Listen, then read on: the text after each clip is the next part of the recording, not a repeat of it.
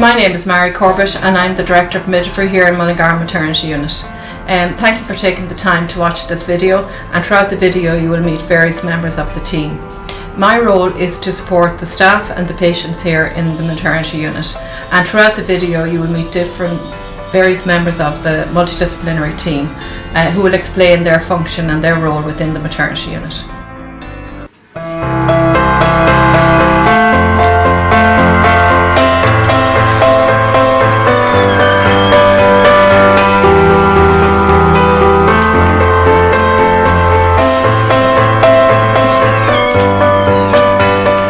See you, for example, in a booking clinic or an antenatal clinic. We would take your history, do your blood pressure, measure your urine, potentially check on baby, and make a plan for the pregnancy. We see patients during booking clinic from 10 to 13 weeks. Then we see them usually every 4 weeks or 2 weeks from 28 weeks until delivery. I will bring you along to have your urine testing done and your blood pressure, and go through a few little minor details and introduce you to the area, and then you'll see the midwife, staff nurse and the doctor following on from that. We make a plan. We do their blood pressure, their urine. If they have any problems, we would refer on to a specialist. Other than that, they will see the obstetrician, and they will be told when to come back, whether it's when their next visit will be to their GP and when their next visit will be to the hospital as well. I will meet you and we will go through your history, and we document that in your chart. That's your first visit to the hospital, and we will inform you all about what you can expect throughout your pregnancy. When women come in to book in for the very first visit, they usually will express interest in antenatal classes, and a referral is sent to me. Then I'll contact them later on in the pregnancy, closer to the third trimester, and they start their antenatal education then.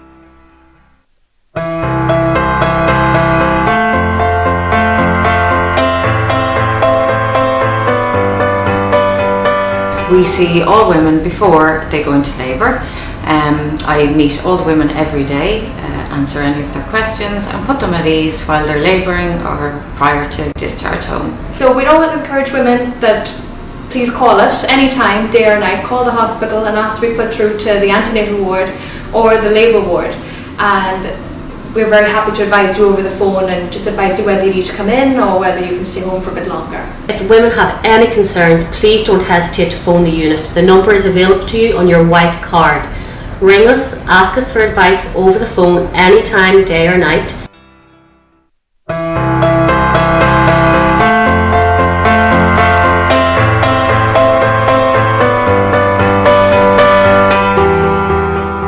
I see the women almost every day. I do a ward round with the doctors, and we will review the women in the postnatal period if they have any concerns, if they have any questions, and I would link in with them on a daily basis. We'll help you feed baby, we'll get you some tea and toast and get you nicely settled in on the postnatal ward.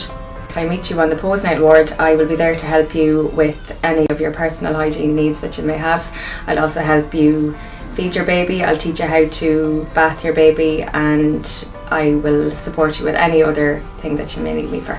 So obviously whatever you require, whether it's something that we have on the menu, we'll always accommodate everybody's dietary requirements. My job is to help with infant feeding.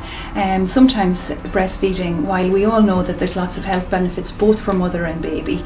For mother, there's I suppose one of the ones that lots of people know is that it helps you get back in shape, but it also helps with a lot of maternal cancers and lowers your incidence of diabetes. The same for babies, it really helps build up their immunity. And we would see the ladies after they've had their babies, and we would explain to the ladies how to strengthen up their tummy muscles and strengthen their pelvic floor muscles. We also would provide the ladies with a leaflet, and on that leaflet there's a telephone number of all the physiotherapy departments in the region.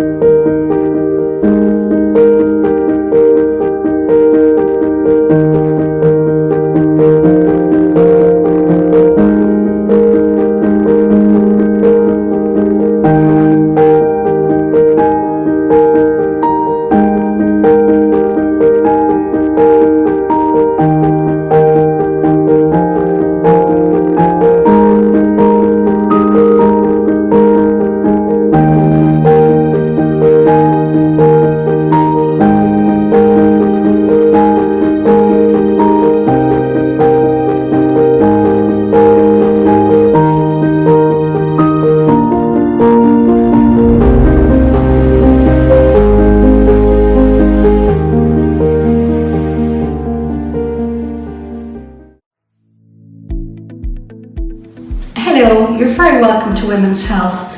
My name is Gemma Gannon and I'm the manager of the unit here. When you reach Women's Health, you will come to a desk in front of the reception area where we have a COVID questionnaire.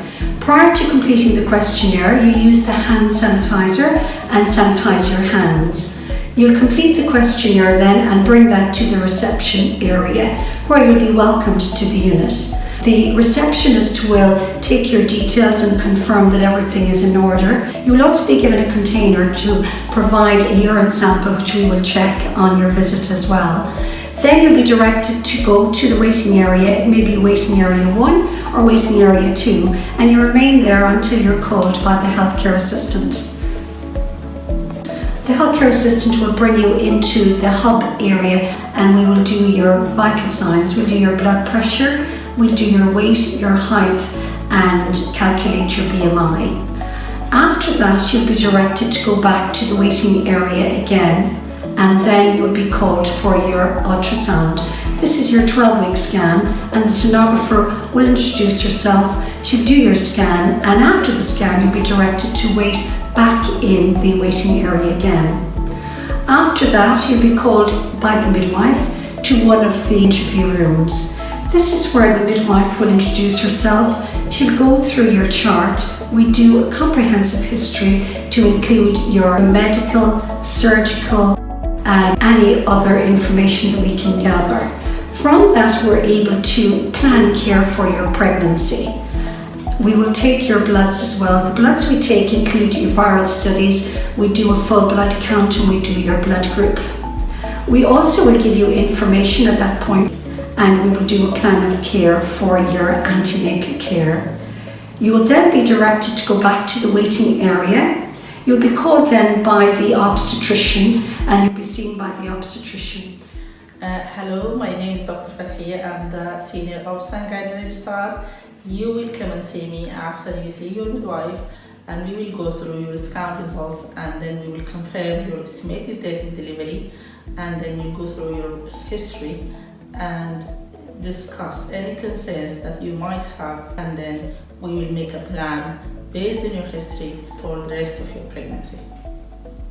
After leaving the doctor then, we ask you to go to the reception area and in the reception area the girls will give you appointments. One appointment for your glucose challenge test, which every pregnant woman has, and another appointment to come back for your major scan, your anomaly scan between 20 and 22 weeks, and an appointment for your next antenatal visit where you will see your team in the outpatients department. And that would complete your visit then to the booking clinic.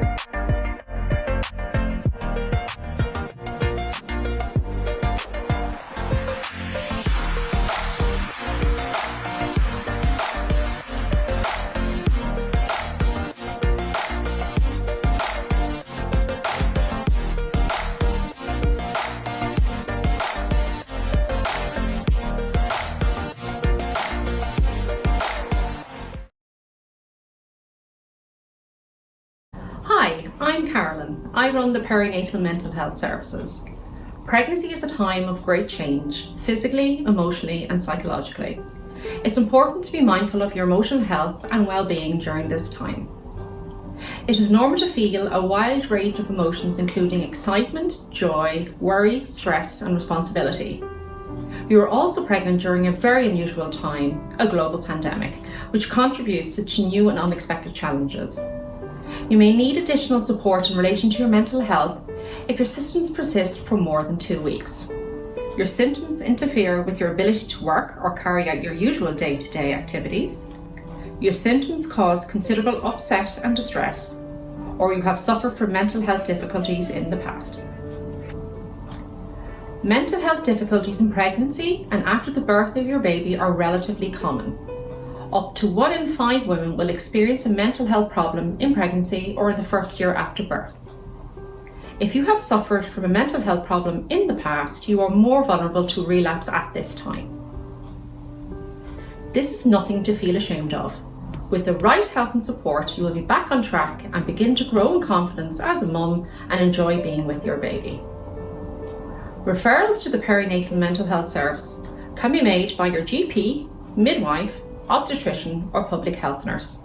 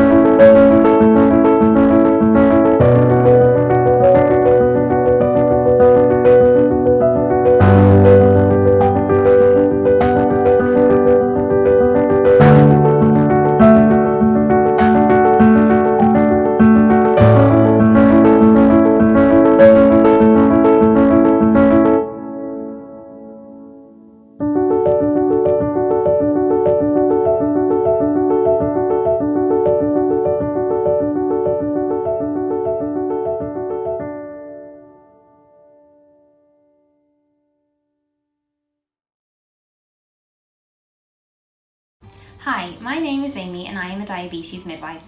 In our unit in Mullingar, all women are offered a test for gestational diabetes in their pregnancy. If you've had gestational diabetes before, you will be offered an oral glucose tolerance test between the 16th and 20th week of your pregnancy, and then again at 24 to 28 weeks if the first test is negative. If this is your first baby, or you've never had gestational diabetes before, you will be offered a test between the 24th and 28th week of your pregnancy. This involves coming into the hospital and having 3 blood tests. The first is a fasting blood test. Once this is completed, you will take a glucose or sugar drink, and then you will have 2 further blood tests, one an hour and then the second 2 hours after finishing your glucose drink. These 3 tests look at the sugar or glucose levels in your blood to see if your blood sugar levels have been affected by the hormones of pregnancy. If any of these tests show high blood glucose levels, I will call you and we will discuss what this diagnosis means for you and what the next steps will be in your care. Gestational diabetes is one of the most common health problems that can happen during pregnancy. It affects as many as 12% of pregnancies in Ireland and can lead to serious problems for both mum and baby. Certain women are at higher risk of developing gestational diabetes. For example, if you are overweight, if you have a family member with diabetes, if you had gestational diabetes in a previous pregnancy, or depending on your ethnic background. If you are at risk, you will receive a blood test for gestational diabetes between 24 and 28 weeks of pregnancy. If you are diagnosed, there are day-to-day changes you can make to stay healthy. How much exercise you get and what kind of food you eat can have important effects on your health and your baby's health. But what happens when you have gestational diabetes, and how can diet and exercise help? Food and drinks are broken down in your digestive system. The sugar they contain is absorbed into your bloodstream.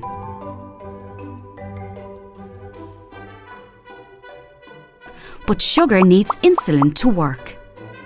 Insulin is made by the pancreas and helps sugar get into your cells. Insulin acts like a key that lets the sugar move from the bloodstream into the cells of your body where it is used for energy. Pregnancy hormones change the way insulin works in your body. In the later stages of pregnancy, these changes make it difficult for insulin to unlock the cells and allow the sugar to enter. This is what is known as insulin resistance.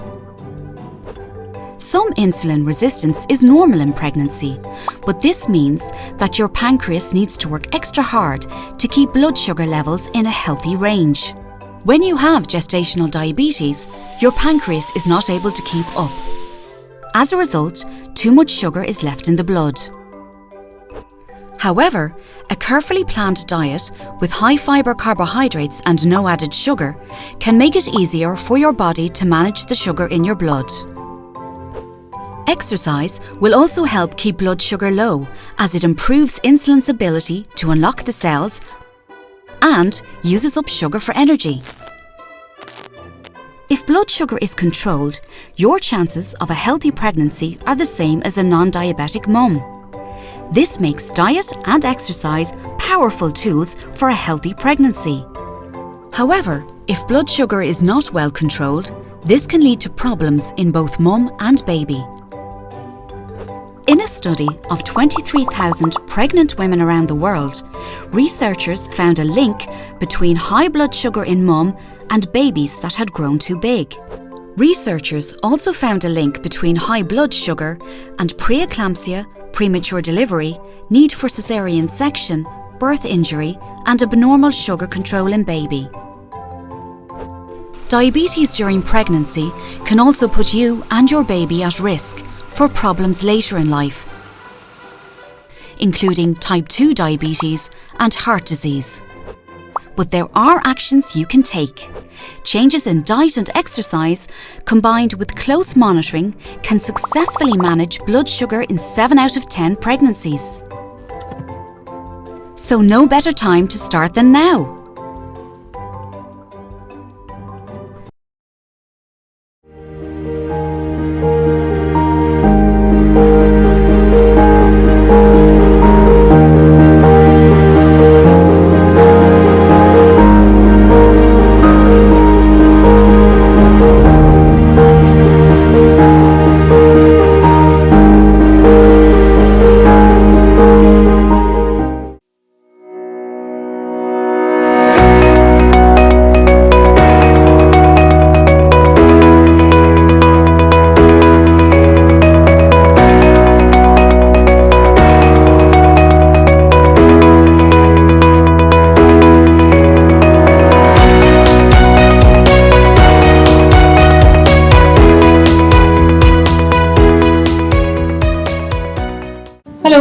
is Sinead Thompson and I'm a community midwife at the National Maternity Hospital. I designed and created Labour Hopscotch in 2015 in response to an increase in the epidural rates and also in medical interventions during labour and birth. The principle of Labour Hopscotch is to encourage optimal fetal positioning. This means having your baby's head in the optimum position, lined up so it can descend into the pelvis in the optimum position for labour. When this happens, it triggers the spontaneous onset of labour. When women go into spontaneous labour, it's less likely that they'll need induction, and that means that there'll hopefully be less intervention in their births. The Labour Hopscotch framework aims to support and promote natural and active labour. It is encouraged for all women, regardless of the care pathway that they choose for their birth, but encourages more natural methods of pain relief where possible, for as long as possible in labour. Using the idea of the game hopscotch we all played years ago, each of the steps can be undertaken to remain active during labour. The process can start at home, beginning at the bottom of the hopscotch board when you're more active and mobile. The bottom square of the Labour Hopscotch is called the mobilised square, and it aims at promoting optimal fetal position. There are 4 activities associated with this step, and it's important that these 4 positions are practiced throughout the antenatal period in preparation for your labour. Your midwife will explain the positions to you during your pregnancy. Our research findings, which we published in 2019 in our research study, showed that women who practiced Labour Hopscotch had reduced epidural rates, reduced the caesarean section rates, increased spontaneous onset of labour and vaginal deliveries, and most of all, there was an increase in birth satisfaction rates. Having a positive birthing experience makes a smoother transition to parenthood.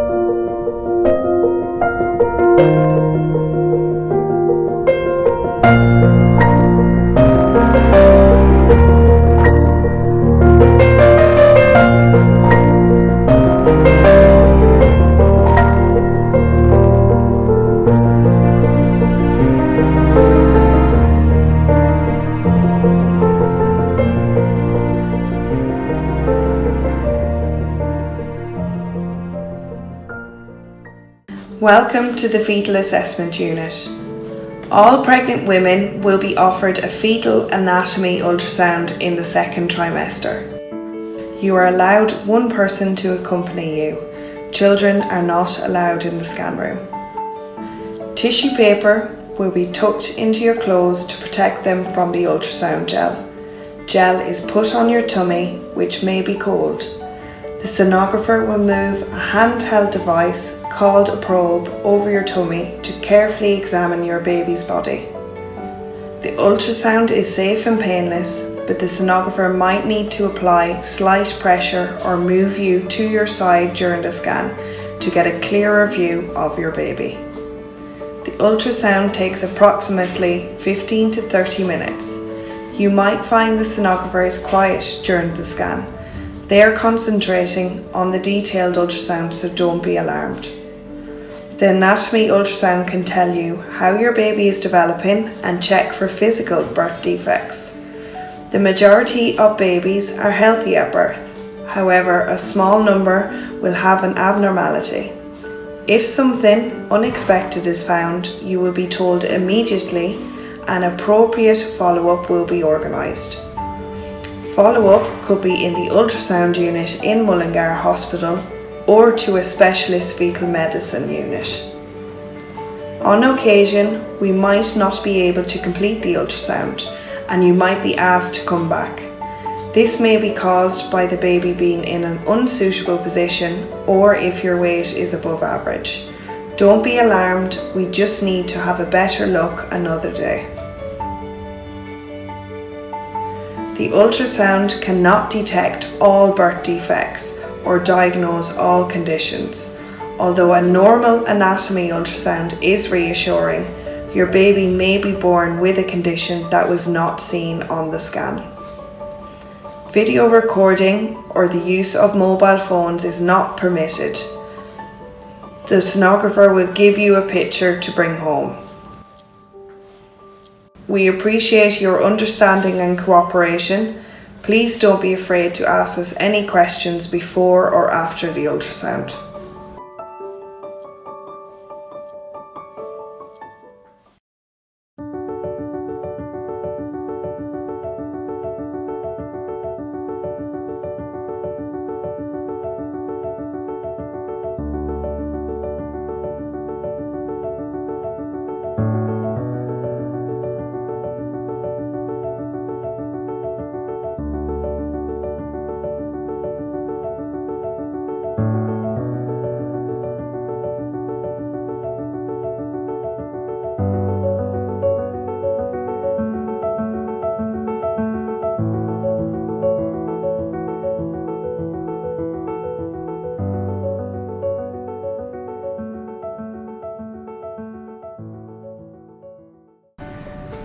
Mothers start to produce colostrum from about 20 weeks pregnancy and for the first few days after birth. Colostrum is known as liquid gold and is the perfect food for your newborn baby. It's easily digested and low volume but high in energy. Being able to express and store your colostrum can be very beneficial. If you and your baby are separated for any reason, or if your baby has difficulty feeding or any health problems, you can use the supply that you have stored. You will also find it easier to express milk for your baby if you've practiced beforehand. It's important to follow the instructions to hand express safely and to stop expressing immediately if you feel painful contractions. Talk to your healthcare provider before you start hand expressing. To watch an instructional video on how to hand express colostrum in pregnancy, go to the whatsupmom.ie website.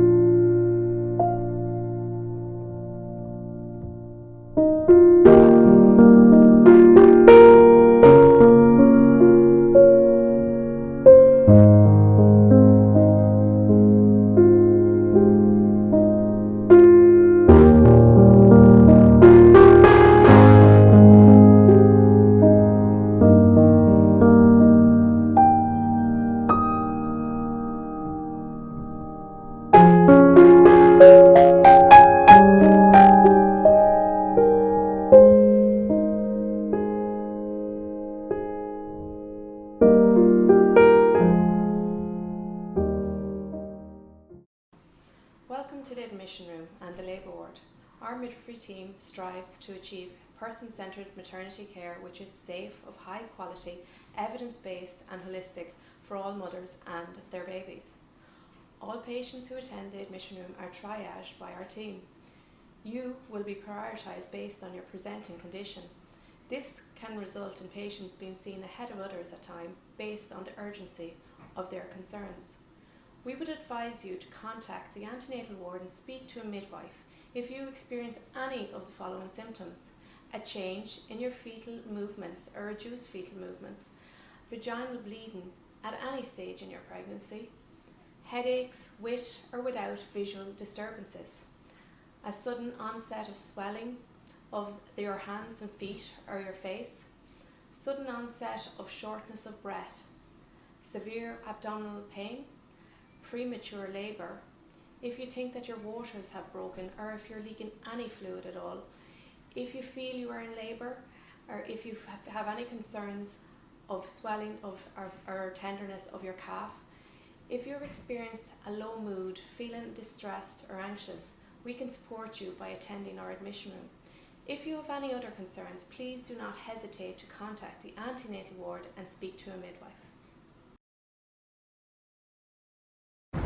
Hi, my name is Caroline and I'm a midwife working here at the maternity unit in Mullingar. I'm going to talk to you a little bit about how important it is to stay upright and active throughout your pregnancy and also during your birth. It's really important the whole way through your pregnancy is to stay as active as you can and to try and get out every day, at least once a day, for a good long walk. And the importance is that this encourages baby to come into the birth canal in a good position for birth. So there's many positions that we would talk to you about throughout the antenatal period. And that would include a lot of the steps included in the labour hopscotch tool. So now I'm going to go through some of the equipment that's available to you when you come to us. The birthing ball, it provides a soft surface for women to sit on or to lean against while carrying out simple exercises. A lot of women like to sit on it and rock from side to side. Others prefer to maybe move their hips in a figure-of-8 position. And many women like to use it during contractions with their partner supporting them or using counter pressure at the same time, which can provide a lot of relief during any kind of discomfort that they may be having. We also have the Kaya stool. The Kaya stool offers women the opportunity to kneel on all fours but provides a bit of support whilst adopting an open pelvis position. Whilst using the Kaya stool, women can also sit up onto it. And we just demonstrate that now. And it assists with abducting the pelvis a little bit so that baby can move right down into the birth canal also. Your partner again can become involved. He can sit behind you or they can sit behind you and support you while you're in this position, and you can lean right back on top of them and feel supported throughout your pains. Another additional position with the Kaya stool is, I'll just ask you to stand up for a second. You can kneel and you can use it in a rolling position.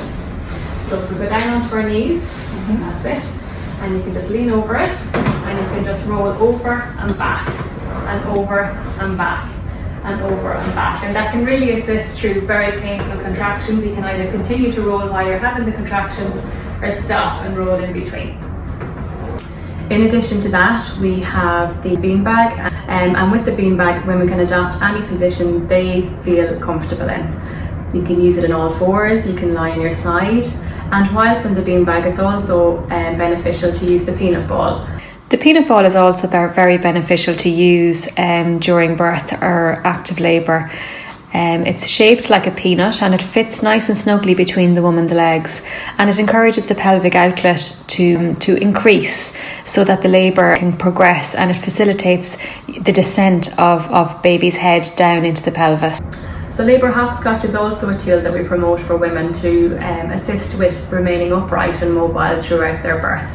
It offers a step-by-step tool that offers different positions that women can adopt to assist them through their labour and through their birth. It's not just limited to these, there's many others to add to the collection, but it's just giving you an example of what you might like to incorporate into your birthing plan.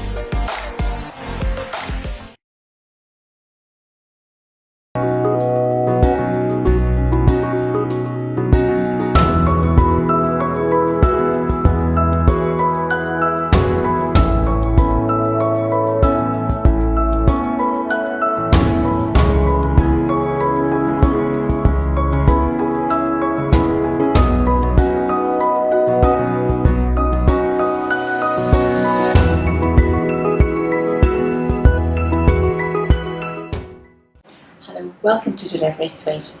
I'm going to talk to you about induction of labour. There are many different reasons why somebody is induced.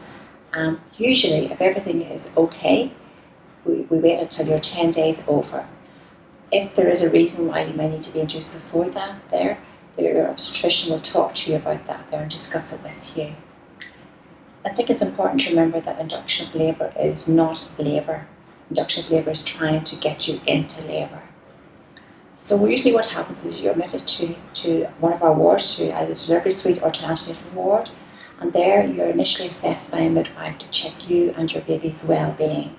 And then an obstetrician will see you and examine you and decide on the method of induction of labour. There are a couple of different methods of induction of labour. One is a ProPES, goes in like a tampon, and that is a form of Prostyn gel in a concentrated form, or else we give you a Prostyn gel, or if the neck of the womb has started to open up, we break your waters. We then encourage you then to mobilise, to walk around, to have a normal diet, use hopscotch methods to try and help you go into labour. Whenever you go into labour, we bring you to the Delivery Suite, and then we monitor you and your baby closely. Okay, I just wanted to emphasise that it can take a while to get into labour. It can take a couple of days even. Obviously we hope that you will go into labour that day, as I'm sure you do, but just to be aware that it can take a couple of days to go into labour. And throughout that time you will be monitored closely. Hello, my name is Trasa. I am one of the labour ward managers, and I'm going to talk to you about pain relief options available to you in labour. We would recommend utilising the natural methods of pain relief, such as the deep breathing techniques, labour hopscotch, TENS machine, utilising your warm packs, and taking a hot bath. All of these methods are very, very useful, and sometimes all women will need in early labour. There are, however, other options available to you also here in the labour ward. Firstly, there's the Antenatal, the gas and air, which is inhaled through a mouthpiece. This is very effective at helping you breathe through your contractions. You take the mouthpiece and inhale the gas when the contraction starts. You use your deep breathing techniques. It will help you to cope with your contractions during labour. You can also avail of pethidine injection. This injection is given alongside an antiemetic or anti-sickness injection. It will take the peak of the labour contraction away. You may feel a little drowsy after taking this medication. You would be advised to stay in bed after having this injection. The next option available to you then is the epidural. An epidural is an injection in your back. It is administered by the anaesthetist, who will discuss the options, advantages and disadvantages of an epidural and ask you to sign a consent prior to its administration. It is a very effective method of pain relief in labour. All of these options will be discussed in detail with you and what is best for you at the stage of labour you are at with your midwife, and she will be there to support you with your choices for pain relief in labour. Congratulations! My name is Evelyn and I'm the manager of the postnatal unit, and I would like to welcome you here after the birth of your baby. We would love for you to use our new Danu suite, which was created especially for new mums to relax and have some quiet time with their baby day or night. This suite is named after the Celtic goddess Danu, who is considered the Great Mother of Ireland, representing knowledge, wisdom, nurture and strength. Danu represents how strong you women are and empowers mothers as they embrace on this new journey of motherhood. If during or after your stay you have any questions, we will be delighted to help, so please don't hesitate to contact any member of staff.